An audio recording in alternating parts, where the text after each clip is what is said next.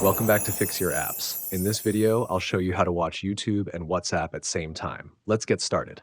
Step 1. First, open the YouTube app on your phone. Play any video you want to watch. Step 2. Now go back to your home screen. Don't worry, the video will keep playing in the background. Step 3.